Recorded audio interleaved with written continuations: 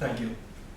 So I'm here today to talk you through the fund manager's view and what criteria must miners now fulfill to attract investment. I'm afraid it might not be as bullish as the previous presentation.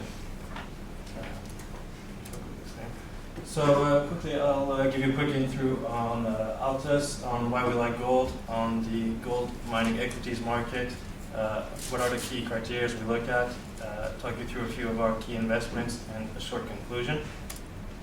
So who's Altus? I'm Jungers, a chemical engineer by background. Been with Altus for 4 years. Altus is a group mainly constituted of geologists, there's a couple of mining engineers, a chemical engineer. So we have quite a track record of underground knowledge and a good track record of making discoveries, building mines, building companies, selling them. And our advisors even have a good track record of starting investment companies. So we currently manage 2 funds. The first one we started in June 2009 is Altus Resource Capital. It's focused on the junior mining sector, split about 60-40 on gold and other commodities. And we recently started Altus Global Gold. This is a fund exclusively focused on the mid-cap gold sector. And together we have, it's been coming down slightly, but still about $100 million. So why we like gold? One of the key reasons is clearly that we see it as a hedge against poor monetary policies from governments. Lots of the Western governments have a really poor track record, and this transpires in this graph showing the devaluation of the currency against gold. These 2 charts clearly illustrate the relation between gold and U.S. public debt and the U.S. M1 money supply. So what I would infer from this is that except if you think the U.S. government is get its house in order, we should see strong days for gold continuing. A second strong leg for gold is clearly demand. Historically, India has always been a big source of demand due to its fondness on jewelry. This year has been a bit weak due to poor monsoons, a weak rupee, and new import taxes, but we see all these factors potentially reversing. The new elephant in the room is really China, with a huge emerging middle class. There's now more cities in China with over 1 million people. There's over 200 of them.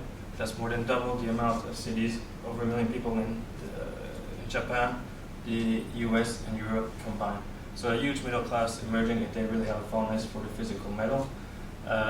This is illustrated on this chart, which shows in light gray the increasing demand from that population.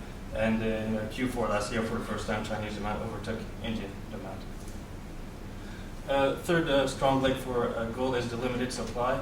As we all know, mine supply has really struggled to keep up with the increase in gold price over the last few years. There's a number of reasons for this. These charts illustrate some of these. As one can expect with the increasing gold price, there's been an enormous amount of effort and capital deployed into gold exploration, as shown on the left. But this has resulted in a very poor number of substantial discoveries. And what is more, those discoveries have been from increasingly lower grade deposits, which has direct implications for operating costs. So all put together, gold over the last decade or so has shown a very strong performance of roughly 17% compounded annually. That's clearly one of the best asset classes. So what I draw from this is that people calling the end of the bull market because of a 10 or 15% decline over a few months may be a bit ahead of themselves, because I think they failed to look at the long-term trend and the long-term fundamentals, which are still intact. And this transpires in this chart illustrating the amount of gold in the SPDR Gold Trust. The conclusion from here is that despite increased volatility in the declining price over the last few months, the amount of gold in the ETF has been quite sticky. And finally, last point that shows that if one look at the history of gold over the last century, the current price is still below its inflation-adjusted figure. So how does that work out for the gold mining equities? Well, clearly there's been large increases in operating costs, but until the end of 2011, the increase in coal prices more than made up for that, and so that we could expect, so they actually had ever-increasing margins. This is illustrated by the EBITDA figure from the New York Gold Bucks Index, which has been quite increasing. I would highlight, however, that in this year, with a flattish gold price and still increasing operating costs for the first time, we could see some margin squeeze for the miners. In parallel with these increased cash flows, as we all know, the gold miners have suffered from large derating over the last 6-7 years, I'll illustrate here. Whilst they used to trade typically over 20 times forward earnings, sometimes even over 30, and now typically trade under 15, sometimes under 10 times forward earnings. So putting these facts together, you can see the well-known chart on the right, which was shown before, which can really be divided in 4 periods. First one can see from 2006 to 2008, the old paradigm of gold equities mining very closely with the gold price. 2008 there was a big crash which saw a substantial derating of the gold shares. Since then to about late 2010 they've actually again started moving in parallel, although never really regaining their rating. And over the last year or so there's actually been again a derating with a relatively stable gold price, but gold shares declining further, partly due to increased volatility of the gold price. Another way to look at this data is quite interesting. This chart illustrates the move in gold shares compared to any move in the gold price. So the first period towards the top left shows that from early 2005 to mid 2008, gold shares moved really closely to the gold price. They were very well correlated, and so with a leverage of 1.2 or 1.3 to 1. If we look in brown from mid-2008 to end of 2010, they were still quite well correlated, but the leverage had declined to 1 to 1, meaning that for every percentage move in the gold price, the shares moved 1% as well. And since then, one can see that the gold shares have actually been under leverage and underperforming slightly increasing gold price. And what is quite interesting, one can see the correlation coefficients being extremely low, meaning that actually they've moved almost with no relation or very little relation to the gold price.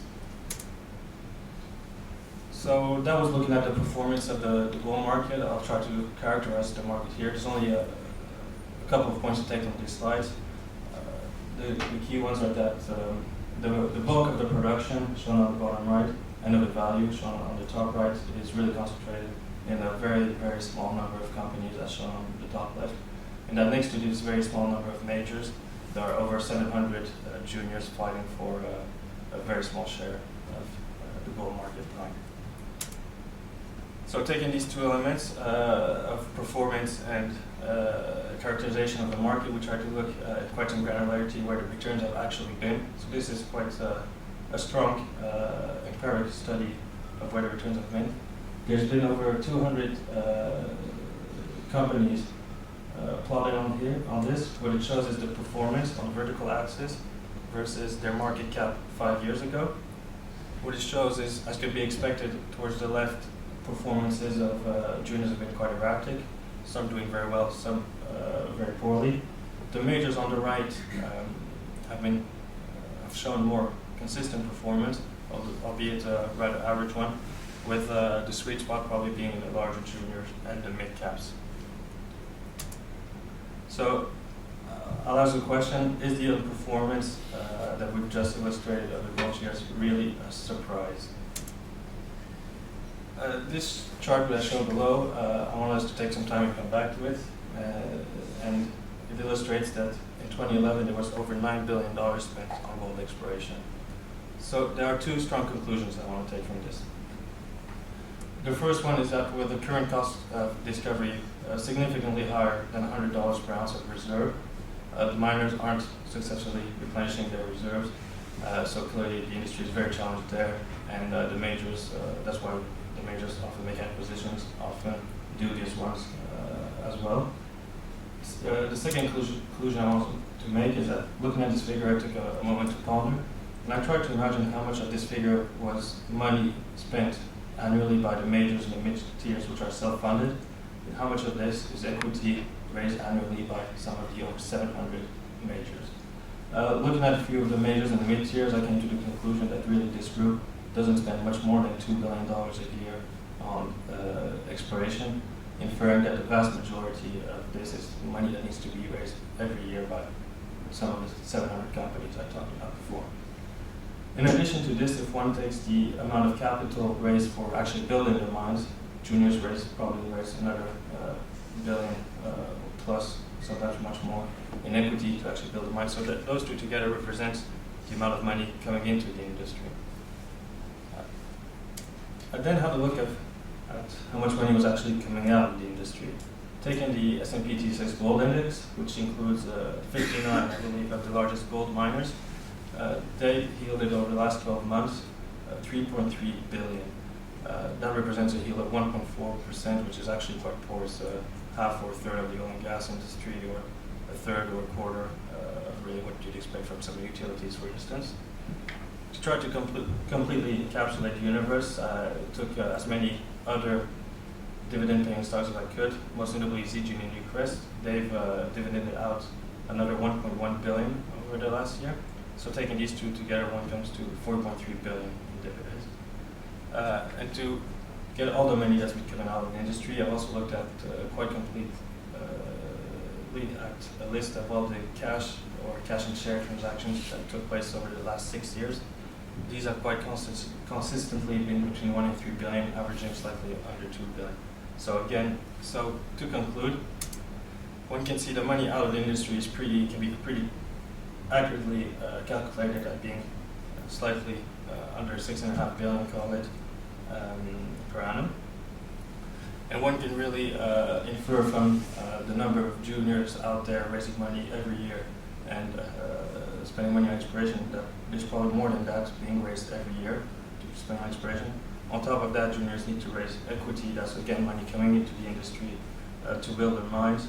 And I even add a third category. Sometimes the majors do raise multiple billions just to repurchase the hedge. Again, that's money coming into the industry. So the point I want to make is that as a whole, the industry probably doesn't even break even. So I think that's quite an interesting statistic. So is the underperformance really a surprise? I think we've shown not really, that the gold stocks have a history of under-delivering, over-promising on future delivery. But from this, we think we can find a few criteria to outperform the market and find the winning stocks. Here's a non-exhaustive list of some of the attributes we go through. I highlighted a few, which I'll talk about now in slightly more detail. Project robustness, quite obvious where it says. I won't dwell too much on it.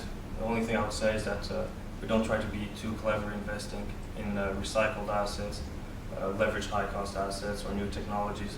As we see in the industry, it's tough as it is, so we think the only way to make sustainable returns, even on a short to medium term, is to invest in really the most robust assets.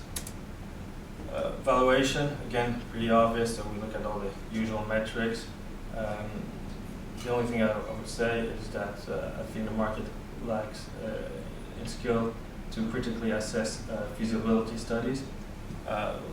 For instance, looking at the author, they're rarely unbiased. And at Altus, with our technical background and spending a huge amount of time in the field throughout the continent, we've actually amassed a great database of operating costs, whether it's mining costs, processing costs, capital expenditures for many commodities on most jurisdictions. So we're regularly able to successfully assess the feasibility studies and make our own assumptions, which are usually more correct than those in the initial studies. And the second factor I would mention is that the market often fails to look, and this is the mining executives and the investors fail to look at the publication date of studies. I refer here to the CapEx number in particular. What this chart shows is the evolution of the CapEx estimates for 6 major projects throughout the world. And as we can see, they've been moving from 1 to 2 billion to 3.5 to 6 billion. So there's been quite some inflation there.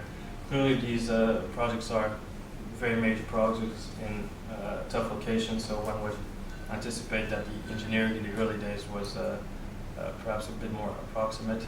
But what's interesting is that one can show that the industry over the last 6 or 7 years has shown a 20% inflation on capex year on year.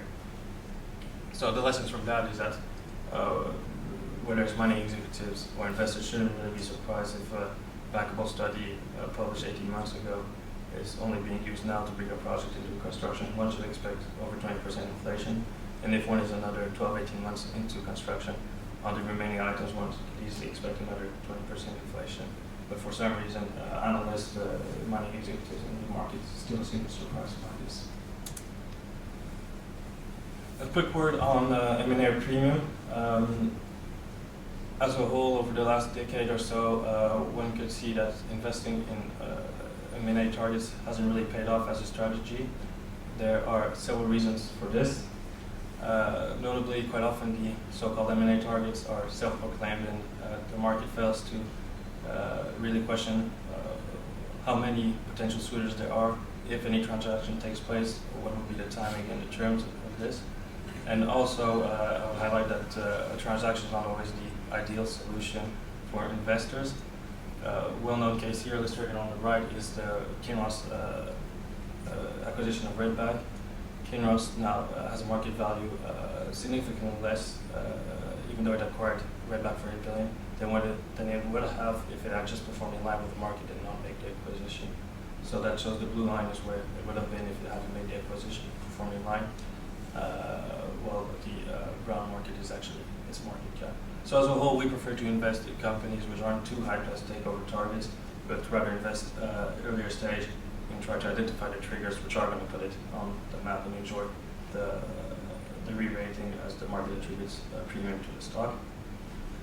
A quick word on tax and royalties. Again, it's quite obvious. We do put some effort into accurately getting our facts right and modeling these accurately. Just a quick word on withholding tax is a classic that money executives, for some reason, don't know. That's already a red flag for me if the company CEO doesn't know how much cash is going to get out of his project. That already tells me he doesn't really intend to get much back to the shareholders. Management, perhaps one of the key one, probably the key one. We do spend quite a lot of time with management teams. We have a quite track record on the ground in the industry, so we're quite familiar with many of the most successful teams out there. We do look quite closely at the experience of the track record of technical and on-time delivery. Key for us is that the aligned with shareholders, we do look at the remuneration quite closely. There's a clear correlation between the performance of companies which have a high percentage insider holdings to the others. So yeah, we look at the remuneration quite closely, and we need to be convinced that they're incentivized to build a solid company over the long term, and hopefully that will incentivize them to wisely deploy their resources and to make returns for the company and ultimately for shareholders. Similarly, we need to be convinced that the management team is quite commercial and strong strategically. A key example is that too often companies fail to raise cash and let their balance run to a couple million, hoping for a re-rating. Obviously, that rarely happens, even on the back of a great study, if a company hasn't managed its balance sheet appropriately. And lastly, exit strategy, pretty self-explanatory as well. So how does that work for us? I guess the key takeaway from this slide showing our investment process, as a whole we probably meet as a team over 400 companies a year, probably do over 50 site visits a year, all that for under 20 equities in each of our funds. So yeah, that's about probably not too far off 10 meetings a week for the whole team and one site visit per week, so we're always on the road. A few examples how we apply this. Firstly, on Altus Resource Capital, a small cap focused fund listed in London, listed in the Channel Islands. Clearly, as I was saying, we are very selective. Over 77% of our invested capital is in our top 10 positions. I'll highlight a few of our top positions at the end of May. On the gold side, Endeavour, gold mining in West Africa, should generate over $150 million in cash flow this year. It's capitalized at under $500 million here, so interesting valuation. Has a very strong technical team, probably one of the best for any juniors in Africa. Has a very strong commercial team, so I think really it ticks all the boxes, and it has growth from a third project it's building currently. Perseus has a 6 to 7 million ounces asset in Ghana, which should allow it huge growth over the coming decade plus. Also a very robust second project, which it is building. Detour, a very good proposition I found, has over 25 million ounces in Canada, is well capitalized, and should be pouring gold 6 to 9 months from now. So I think it's a unique opportunity to acquire quality ounces in Canada at under $100 an ounce, or to buy a stock 6 months from production at 0.6 times NPV with a great asset in Canada. Our second fund focused on the mid-tier gold sector, Altus Global Gold. By coincidence, again, 77% of our fund is invested in our top 10 position.